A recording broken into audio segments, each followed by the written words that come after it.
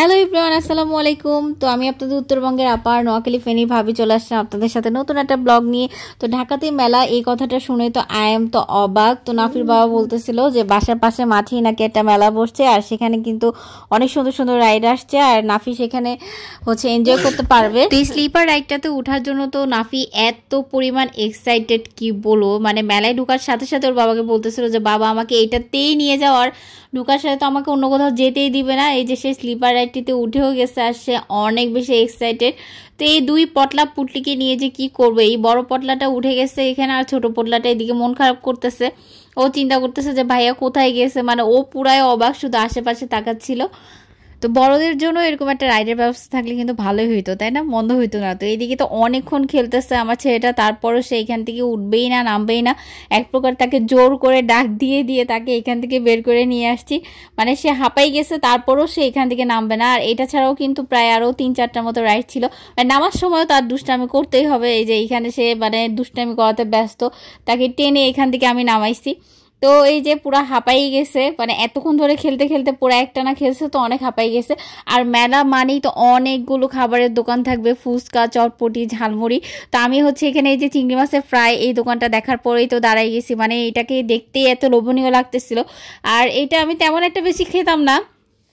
ছোটবেলায় যখন প্রাইভেট পড়তে যেতাম তখন এরকম একটা মামার দোকান ছিল, তো ওইখান থেকে মাঝে মধ্যে খেতাম। এত পছন্দও না, আবার খাই এই টাইপের আর কি। তো আজকে দেখে অনেক লোভনীয় লাগতেছিল। তো এখানে আমি এক পিস এই চিংড়ি মাছের ফ্রাইটা নিয়ে নিয়েছি আর খাচ্ছিলাম। তো অনেক বেশি ক্রিস্পি ছিল, মজাও লাগতেছিল।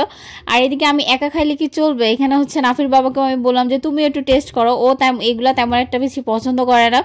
তো আমি বলার কারণে ও ওইখানে টেস্ট করতেছিল। তো খাওয়ার পর বলতেছে না, টেস্টটা অনেক অনেক ভালো হয়েছে, তুমি খাও। পরে অল্প একটু ঝাল ঝাল হওয়ার জন্য কিন্তু ফ্রাইটা খেতে ভালোই লাগতেছিল, তো এটার জন্য নাফির বাবাও একটু খেয়েছে।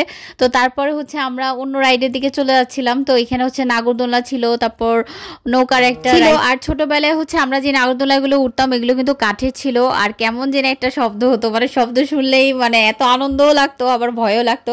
তো এদিকে বাবা ছেলে কিন্তু নাগরদোলায় উঠে গেছে। আমি আমার ছোট পটলাকে নিয়ে দাঁড়াইছিলাম। ও যেহেতু ভয় পায়, ও কোনো কিছু কাছে আসলে যেতে যাচ্ছিল না, ভয় পাচ্ছিল। তো এটার কারণে আমি ওকে নিয়ে দাঁড়াইছিলাম, আমি আর ওখানে উঠি নাই। আর এই যে খেলনার দোকানে তো টেনে হিস্ট্রে নিয়ে আসছে আমার বড় পটলা, আর এখান থেকে সে খেলনা কিনবেই, তার বাসা ভর্তি খেলনা। তারপরে তো আর খেলনা কিনতেই হবে। কোথায় আমি আমার জিনিসপত্র একটু দেখবো, টুকটাক একটু ঘুরবো, এটা খেলনার দোকান দেখেই তো সে সে খেলনা কিনবে, তার বাসা ভর্তি খেলনা, তারপরেও তার খেলনা কিনতেই হবে। আমার ঘোরাফেরা তো বাদই, ঠিক আছে, আমি কোনো কিছু ওর জন্য দেখতেই পাই নাই। সারাক্ষণ ওর পিছে পিছে একবার রাইডে উঠাচ্ছি, একবার খেলনা কাছে নিয়ে আসছি। তো যাওয়ার সময় এখানে দেখলাম যে এই কি বলে এগুলাকে, খোরমা, ঝাল খোরমা ছিল, তারপর মিষ্টি টাইপের খোরমা ছিল।